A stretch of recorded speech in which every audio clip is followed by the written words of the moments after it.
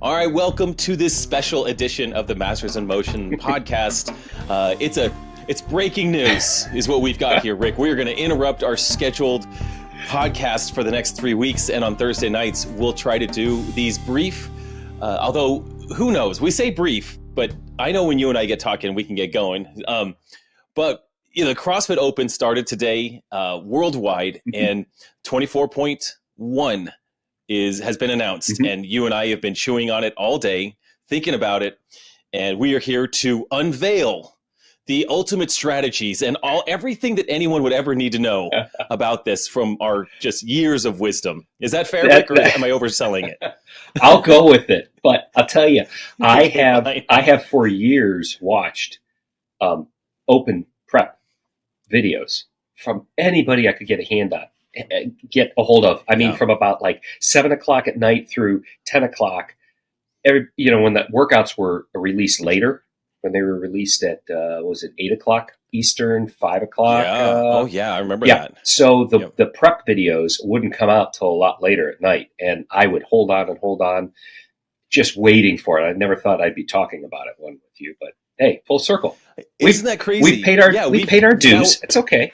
We have paid our dues. I mean, I remember, if we think back, I mean, we're going back like to 2016, 2017. I think, some of the videos I would be dying for was like, what does Bergeron think? What's comp train? What are they talking put out about? some good ones. That's right. Yeah, they really did. And, who was also a really good one was Chris Spieler. He would, I can't remember if he would go on live on Instagram or something. It was really homegrown. How do I want to say that? It was just a camera with a guy walking around the gym. He's like, here's a better way to do air squats or a better way to do thrusters. It was really fun. But no, I was really, at the time, I would seek out all of them as well. And for us at the time, that's how Masters qualified to the games. Like, you had to have a good open score. Yeah, that carried all the way forward through the qualifiers, which was just so stressful. So you did not want to have a bad weekend ever. And that's why I think a lot of us would do them on Friday, because you knew you basically had to redo it on Monday. I mean, there was really no mistaking that you were going to hit a home run the first time up the bat. So, right. Yeah. Now it's a different mindset nowadays. And we'll get into that. Yeah, I totally agree. Yeah, the mindset now is this different qualification process that is even more unique this year than it was last year, with the top 25% from the Open get to go to quarterfinals.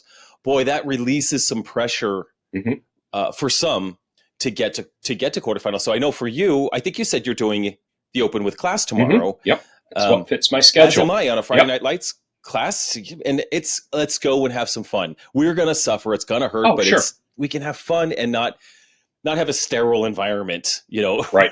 With the cameras. We have plenty of that in the future coming. Correct. And speaking of cameras and setup, have to give Boz, if what they say is true, that Boz did program the open workouts, even though Dave made the announcement. Hats off to Boz for keeping it simple, like they said they were going to. And Dave alluded to the fact you will not need a floor plan.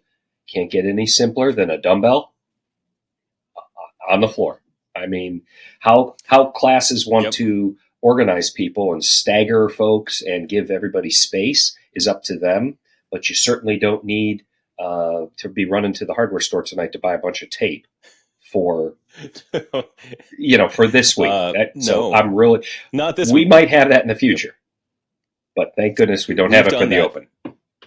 Yeah, I've done the evening announcement, run to Home Depot to pick up tape for the floor, and then going and taping lines on the floor. It's exciting and miserable at the same time. But when I was this afternoon, I recorded a prep video. So I'm the guy creating videos. So it was released to YouTube. But I was like, okay, so let's see. I need a dumbbell. Okay, that's it. I actually went to my dumbbell rack. Yeah, it was crazy. Now, to be fair, let's be honest. Yeah. I'll be transparent to you and you only. This is for your ears only, Rick. I did the demo video with a 35-pound dumbbell. There is no need for me to be Correct. schlepping around a 50-pound dumbbell today Correct. on a rest day, the day before the Open. Right. So the 35-pound felt great. I'll tell you what, I was snappy. Yeah, I can make things look really good with lighter weights. Okay, so the camera did lie. Let's say that. The camera lied today. There's nothing on there that says 35 or, you know, whatever, 50 pounds. I would certainly imagine, and I'm still going to watch the video. So to everybody out there, yes, I do watch Jason's videos, but I would imagine you even talk about that, and we should touch on that. Classes will too. I will have a 25, a 35 in my hand to start, and then certainly work my way up to the 50 before we 3, 2, 1 go. It's going to make sense. If we let's get to. I would love to jump straight to strategy now, but let's actually talk about the announcement. Okay. What were some of your highlights from the announcement today? Because it was nice. It was fun. I know. I'll start out with it was fun. Right. What did you think? Yes, it was entertaining. I did not watch any of the pre-stuff. I was able to just tune in right at about 5 minutes to 3 Eastern and caught them talking to the crowd, and then Dave took it away. And in typical Dave fashion, it was convoluted, over to the whiteboard. You knew he was drawing everything. I'm like, oh my, here we go. If he has to draw it out, it's an elegantly simple number-wise workout. But for him to get to that point, I was like, what is he doing? What's he saying? What about it? Was actually, I agree. It was actually slightly hard to follow. Yes. You're just like, okay, 21:59. Wow, that's going to be fast. Two movements. It's a couplet for 21:59.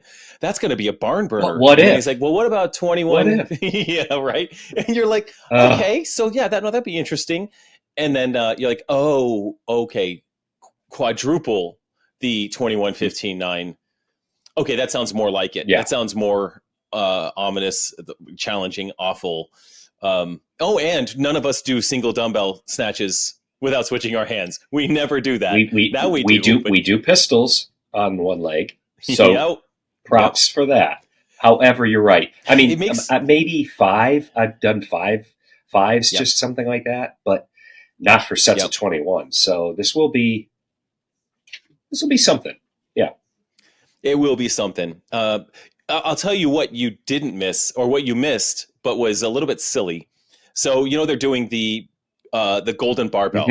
That's not what it's called, but you're right. The award. Yes. Yeah. Yeah. Golden barbell. And they were going to cumulative score the 3 events that they did. Yeah. Yeah. They did their workout yesterday. Girls, nasty girls, which is fun. That's cool. And then they did the workout today, which was, CrossFit 11.3 or 5 or something like that. So it was 5 minutes of squat, clean, and jerks, or clusters, if you want to think of them. They pretty much did clusters. At 165, I think? 165 for men. Do you know how heavy that was for me in 2011? They were dying then. Oh, wait, you did it? I absolutely did it. I will go back and find a score. Oh my gosh. I did not get a lot of reps. Trust me. It was a heavy barbell. Yes, they were. Yeah. And that time went fast. I mean, when I was in 2014, my first Open, and I could not have squat cleaned 165 anyway. I remember in a workout having to scale 165 in my first year of CrossFit. So Rich Froning got something like 83 reps that year. 80, something like that in 5 minutes is craziness. I know. And so all 4 athletes go out there on the floor. I'm going to spoil it for you. All 4 athletes go out on the floor, and they do like a every 10-second rep. All 4 of them at the exact same time, at the exact same pace. So they get like, how many reps is that? 6 times? They get like maybe 30 reps, maybe. And that's it. It was the most anticlimactic. They're just doing this pace, and I guarantee that Fikowski got them all together and said, hey, guys, we're about to do an Open announcement. Let's just do this every 10 seconds. A warm-up. Let's do a cluster. I bet you they were, call it. And we'll all do the same. It won't mean anything, and we'll all sell ourselves on the Open workout. That has to have been what went down, because it was the most boring 5-minute workout I've ever seen. So I was laughing, and Sean and Annie were like, they were commentating it, and they were kind of into like, okay, so they're off pace from what Froning did, definitely off pace. and they're really slow here, and then they just held this. I think they all did. I'm not exactly sure, but I think they all did the exact same reps. So it was humorous to say the All right, least. so that backfired on CrossFit to get 4 elites Totally. to do a Yes. test run of a past open workout right before. Okay, yeah. I mean, that's why? It's fair. Yeah. That it's a little crazy. Literally to go back to back with 15, 20 minutes of a break in between. That's a little even in their capacity. Yeah. And I think back to your question of what I think of the announcement, to no one's surprise, Jeff Adler is still really fit. yes. The ladies held their own really well. Not that far off of his pace. And as it was pointed out, this is really a shorter person. I hate to say that. It's a shorter person's workout. I mean, you still have to do the work. But Fikowski versus Adler, there is a pretty significant height difference. And how far the dumbbell has to travel for Brent is just a longer distance from floor to overhead than it does for Jeff. I mean, it's plain and simple. Yeah. So it just is. And Fikowski chose to snap up on his burpees, which was curious. But that just may be the way he always does burpees. And it's not, maybe he's not going to make that a change right there, where Adler was able to drop down and step hop in a very quick, efficient way. Very impressive. At the end, Adler stepped it up to hop overs very, very fast. But I was surprised that Fikowski went with the snap up hop over on every rep. It's just more fatiguing. I mean, I prefer that kind of burpee for fitness, but as far as like, I'm going to go do 90 burpees, not with hopping. 90 dumbbell snatches mixed in. I mean, it's a lot of that hinging. It's a lot of bending. Yes. Correct. Yeah, a lot of hinging. Yep. That could lead into warming up. We'll talk about that too. We've got to have a good thorough warm up, especially your lower back, hamstrings. And I think that's fair to talk about now. I think, thinking when you watch them do this, it always looks like, I mean, I know it's going to hurt.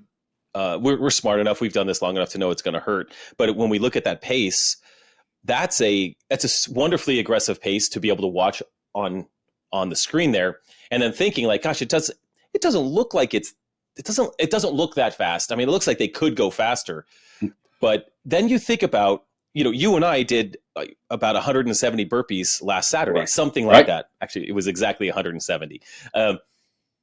We would never go with breakneck pace, breakneck speed in a workout that had 180 reps, which this workout does. So you have to think, what makes sense for me if I'm going to do 90 burpees and 90 dumbbell snatches? I would never, just go out cold or jump out of the gate too hot. So I think on the warm up, you mentioned hinging, which I think is probably one of the biggest parts of this workout from a warm up perspective. How do you warm up your hinging areas? I'm going to start with a PVC pipe, and I'm going to move to an empty barbell, and I'm going to do some good mornings for sure. First, I'm going to roll the back out. Kind of got out of order there. I'm going to roll the back out. I'm going to make sure I've got some dynamic stretching in place on the ground first. Then I'm going to incorporate the barbell. I've heard things like couch stretch too. I'm not sure if I want to do that before or after. I have a feeling my back will be lit up after, and I'll want to go up against the wall there for that, to try and relieve some of that pressure on your lower back. Shoulders too. I heard one good tip about take a lighter dumbbell and do some overhead walking lunges, not with a 50 or 35, but lighter to your prescribed weight. But what you're doing is you're forcing your upper torso into a good position. On lunge steps, you're kind of warming up the glutes. Even though we won't be lunging, but there's enough positioning there for overhead walking lunges. That's off the top of my head, but I'm gonna do that and whatever else too. I've got programmed here. Whatever else is necessary. I'll probably kick it off. I'll do some crossover symmetry to kick things off to get those shoulders somewhat activated. I also like, if I know I've got a bunch of hinging, I like to do some inchworms. Inchworms into McKinsey push-ups. Have you ever? I'm not sure if you've ever done those. So what they look like, it's the worst push-up you could Okay. do. Like imagine like a 4-year-old doing a push-up and their butt Oh, never goes up. yes. So you're almost going into a cobra stretch, Correct. right? Yeah. If you do so those I like to do cold, like those can be really effective. Oh, do you feel pull? I mean, it's They are hard. yes. Oh, Yes. you feel so much. Yeah. So I like to do an inchworm out, like 5 McKinsey push-ups, and then go into a downward dog. I'm going to open up the shoulders a little bit, and in the same way that you were talking about walking lunges, I want to open up that posterior chain down there. Yes. And I think what's fun about walking lunges, I really like that actually, that combination of some downward dog, McKenzie push-ups, and some lunges. I'm stepping up on my burpees. And so there is a lunging movement. There's almost a glute activation that is necessary for that step up on those burpees. And the same thing. Yeah. I'm going to get in a decent amount of reps of everything. Once I get through that dynamic warm up, I think you got to do 2 or 3, rounds of some right arm snatches, some burpees, some left arm snatches, and do that, rest a minute or two, again, rest. Really want to get everything really warm and stimulated. I mean, you want those fear-based, not fear-based, that's not the right word, but like some of those activated hormones, some of those hormones that kick into your system, the fight or flight hormones, we want some of those, not too many, but just enough to cause us to have a little less pain in the workout. And you don't want those in the first set of 21 dumbbell snatches is what you're saying, right? Yeah. You want it. You want some of that. You want to prime the pump a little bit. Engine turned on just a tiny bit, because the last thing you want to do is be at rep 17 and look around and go, oh my, what am I going to do here? So we should, I don't know. No. We didn't say the workout. I think we're assuming everybody knows it. We should mention it. We should mention it. If someone doesn't know it, and to this podcast, I know. It would be curious, but let's talk. Okay. Let's share the details. I think that's agreeable. 24.1 for time with a 15-minute cap. You're going to do 21 dumbbell snatches with one arm, 21 lateral burpees over the dumbbell, and then 21 dumbbell snatches with the second arm, and then 21 lateral burpees over the dumbbell. You're going to follow that routine for 15s and for 9s, doing 15 with one arm, 15 with the other arm, 9 with one arm, and 9 with the other arm. Each time breaking it up with lateral burpees over the dumbbell. And we could talk about the standards here, but the weights are 50-pound dumbbells for the males and 35 for the females. Again, a 15-minute time cap. There's going to be all levels of athletes trying it, given the number of signups that I think I saw a chart released yesterday. So you're going to have folks that are going to blow through it in 6 minutes, like Mr. Adler, and there'll be people that will be time capped, and that's just fine. But this is something where the barrier to entry is pretty low for these movements, as long as you can snatch that weight properly overhead.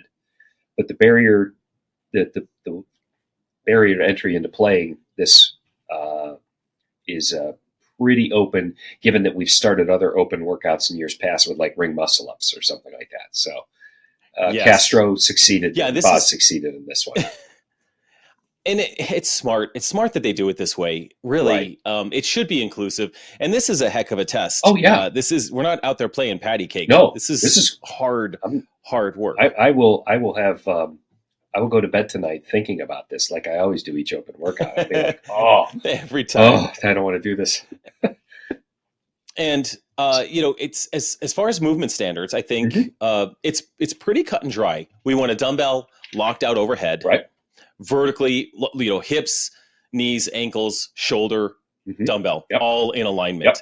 In fact, I still need to do the judges course, by the way. But the other element that I thought was interesting is the burpee standard. You can step down and step up. You can get down and up however you want. Right. And it does not need to be a 2-foot takeoff, but you do have to have both feet off the ground at some point. Correct. How they say the other way of saying that, the contra to that is you can't step over it, because if you're stepping over it, you have 1 foot on the ground on one side and 1 foot in the air. Right. So just make sure your chest touches. They'll let you get up anyway. Don't step over the dumbbell. Don't jump over behind the dumbbell, which is why it's good to have a judge. You need to have a judge if you're participating in the open. And if you're recording it and not having a judge, and you're going to submit it for video review, make sure the camera, and again, notice there is nothing in here where the camera should be. Be smart about it and make sure that the camera can see where you are, where your feet are relative to the dumbbell. So you just leave a lot of guesswork away from the keyboard warriors. Okay, make it easy that way. Yeah, absolutely. And some best practices in there to help you hit those standards. Is on the burpees, just step up or snap your feet up next to the dumbbell. Mm-hmm. If you start the burpee next to the dumbbell, you're good. If your feet start next to the dumbbell, which actually means that your hands will be well in front of the dumbbell when you set yourself up for that first set of burpees. But just make sure that you get your foot on that step up right next to the dumbbell so that you can jump over it or laterally hop over it without having to overthink it. And I always those are some of the things that I do in these workouts is I tend to think about what can I be thinking about during those burpees. Yeah. Since they're going to be so terrible. And there's a lot, of them too. You want to have those swing thoughts like that. Yeah. Yep. And I'm going to think about which foot is stepping up. I will be stepping up on the burpees, at least until I get to the 9s or the last set of 9. Step up with my left foot on the left side, step up with my right foot on the right side. Just make sure that I have a cadence to that. Make sure I'm stepping up with my other foot next to the dumbbell. Dumbbell snatches, we've just done so many. I think the number one thing I'll have to do is don't switch arms.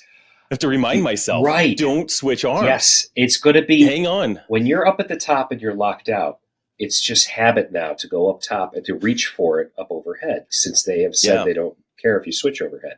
So just keep your other arm down at the side. But as the rule book said, don't, as you're coming down, don't lean your other arm on your leg. Don't touch your other leg. Just have it off to the side. Arm has to remain off your body. If you watched Adler, he used his other arm to really swing.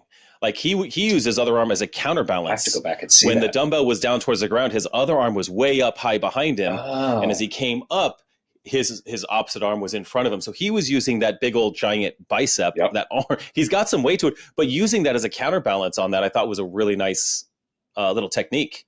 So I practiced it, and I think anything to help you counterbalance 50 pounds in your right hand, get that left hand on the other side of your center of balance to help create a little leverage there. That's why kangaroos have long tails. It's the counterbalance. Wow, we have touched on kangaroos in week 1. I like that. This is great. I also heard another good point today saying, look at how Jeff and Brent basically muscle snatched the dumbbells. Yeah. The proportion of 50 pounds to what their snatch weight, their max snatch, or if you want to say max shouldered overhead is 50 pounds is not that much. Okay. 50 pounds to me compared to what my max is a lot more. So I will not be muscle snatching, or my back will absolutely give out. I'm not going to go as fast as they will. So I know I'm going to be taking time in fully, dipping under it a little bit, standing up. Yeah, exactly. Yeah. It's just, I don't have that top end strength that they do to allow. Yeah. Now, if you gave me a 25 pound, then we'd be muscle snatching. This is true. So know who you are as an athlete. That goes for everybody. I think that's a great tip. I'll muscle snatch it, but I've got a good 5 years on you. Yeah. I mean, I'm right there. So your overhead is much higher than mine. Yeah. I mean, absolutely. Yeah. Makes sense. I know myself, and I think that's such a good point to, as an athlete, stay in your lane so that you can accomplish the other thing that is interesting to me is just pacing on this whole thing. Mm-hmm. We talked about that excitement, and you don't want to start this workout ice cold because at rep 17, it's going to punch you in the face. But also the open brings with it this sense of Friday Night Lights. There's some excitement, even in a class at 6:30 a.m. when you're going to do it. There's still a vibe and excitement. We're doing the open, 3, 2, 1, go, and you just start ripping the dumbbell. Oh, look at me, I was switching arms. You just start ripping that dumbbell like crazy, and that adrenaline dump is also quite elusive because it can cause you to overdo it in round 1 because it feels so good. You feel so fresh. This is no big deal. That's all a lie. Your body is not telling you the truth. Don't do it. Don't believe it. Don't believe it's lies. So set your It's- pace early. And speaking of Um, pace, if you said you set the house on fire in round one with the adrenaline, that's yeah. 42 Yep. out of 180 reps. So the Right. 21 and You 21. haven't even touched the workout. Yeah, Yeah, you yeah. haven't even touched You it. haven't got it's. You Um, have to go back to 21 and do it all over again with the other arm. So yeah. that pacing is going to be And 15s are the Oh, 15s are gnarly. And I think the nines, you're going to be all hopeful when you get to the nines, but you're going to be sapped. I'm gonna be- It's going to nine. When you start the nines, you still have 36 reps. yes, that's right. Of something to do. Yep, And yep. nothing feels good with 36 reps left. Mm-mm. On the 9 burpees at the end, you should set yourself on fire. Correct. That should just Correct. be, you should. You- But only out of the spirit of the games. in perfect open fashion as these workouts end. It's when you're in this case your 2 feet touch on the other side of the dumbbell. You don't have to collect yourself, run across a finish line or anything like that. You just go collapse. as hard as you can, finish the workout, and just drop down to the floor. Doesn't matter. Yep. You know what? The clock. You're going to have a camera on you if you're one of those folks that we do recommend to record these open workouts. You Yep. could always you're going to have your judge in your ear. Go back and watch Yep. the camera for the exact time. You're going to be fine. Don't Yep. just fall on the ground. Finish it. Just collapse. And that camera that can see the clock is so nice because that could be sometimes that's a second or 2 seconds. A judge Roll over. finishes, Yep. they glance up at the clock. Absolutely. We're not dealing with professionals here. We're dealing with amateurs that We are all kind and generous enough Yes. to judge us. Yep. What else do we have? What else stands out in this workout? For I'll tell you what. Oh, for masters athletes, pacing. You said it. Yeah. I'll reiterate it. It is. It has to be pacing. Yep. We were very impressed with the 4 of them today. My time is not going to be anywhere near the 4 of them. I want to put No. a competitive time No. because it's part of a training day tomorrow, and I'm a one and Yep. done mindset this year. Yep. But I have to Yep. I have to know myself, and even myself is going to be slower than you. I have to know. Yes. I want to keep moving, but there has to be some type of pace or cadence to how I get through each round because I can't Yeah. go as fast as they can. And I am the fittest in my age group over the past years. Okay, but this workout is not built for me. I look at this workout. I'm like, okay, this is going to hurt. This is going to be Yep. really tough. It would be really grueling. But I'm not best in the world at this workout. Actually, I'm not best at the world in any of them. You just have to be best. You have to be good enough in all of them Correct. to Correct. be on top of things. But I look at this workout. I got a text message from one of our fellow masters athletes, and he sent me a message. He said, I like this workout.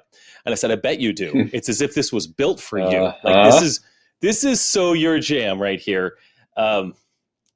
You can probably imagine who that was, but it's just built for a guy that loves burpees and dumbbell snatches.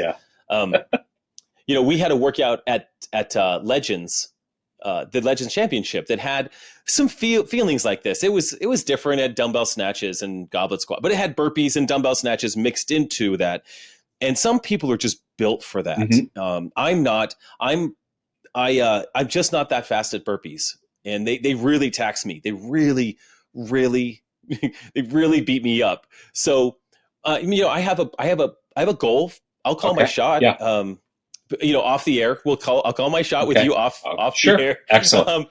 But I think I can get. I'm pretty sure I can go sub 10, but I have, round 1, I think I can go in a certain amount of time. Round 2, a certain amount of time. Round 3, I'm giving myself a little more time. But if I have the opportunity to just knock it out of the park on round 3 because I have this last dose of life left, I will. Okay. But this is just one of those workouts where, I know myself well enough to know, like, okay, this isn't going to be a top 20, top 30, top 40, 50. I don't even know where I'll land on this, but I'll sell it. I'll give it my best. But I know myself. I know what I can do. I also feel really prepped for this. But these open workouts they're just so sneaky, man. I want to say like I'm ready for this, but even in the garage demoing a couple of the movements. Did you feel it? Oh my gosh, I totally felt it with a 35-pound dumbbell and a couple of burpees. Oh boy. I was trying to figure out how I want to do my footing on my burpees. So I was practicing, snapping up a bunch of times, stepping up with my foot closer to the dumbbell first, and then the other foot, and then jumping, or foot further from the dumbbell, and then foot next to the dumbbell, and then jumping. So I practiced all of those. And I was talking to the camera at the same time, and all of a sudden I just stop and take some breaths. Oh no. And just pause the video because it's funny. I probably did 15 or 18 burpees, and that's not that big of a deal. But I was trying to go at pace. I was trying to get a feel for what it was like, and I wasn't warm or anything, so I didn't prime anything. But Rick, this one's going to hurt. Mm-hmm. Like every other open workout, it's gonna really hurt. It's a test of capacity. Like a lot of these are, the skill level is on the lower side by design. Yeah. But as we've seen for most of these open workouts, it's capacity test. And then as the season advances, comes the higher skill work and strength, still showing your capacity. I think that's how you get that well-rounded athlete that moves to the next few stages, whether it's elites, age groups, anything like that. Yeah. So that's what this will be. Do you have any, at this point, can you make any connections between this workout and the clue that Dave Castro gave us? Do you see anything? That mushroom? Remotely? That mushroom? I don't. Yeah. Nothing. No, right? The mushroom had a smaller top and a wider bottom in the picture, didn't it? I think I remember. But see, the number sequence doesn't. It starts larger and gets smaller, so it's not even that. I don't. It doesn't. That doesn't work either. I know. I have no idea. If there was some sort of Newtonian math in there or something, but no, none of that even fits. Like thinking like a mushroom cloud, like maybe it will be an explosion. Yeah, and you're going to feel it in your chest right afterwards. And he drew the mushroom on the board, which was cute, and it's just so silly because his clues, he was afraid he was going to give it away with his clue. At least that's what he said. Again, that's his way of just don't fall for his messing stuff. with all of us. We're how many years into this, and I've never come close. And we said this last year.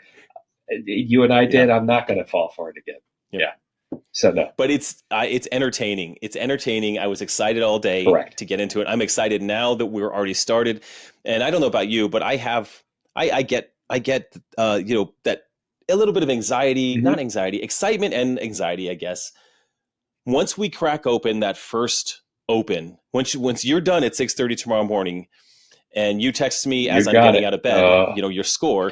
I'll be doing it tomorrow night. Yep. But once we get that open, like we're in the season, and it's just kind of fun because officially starts. Here we go. I'm so much looking forward to it, and I'll feel like that changes the mindset.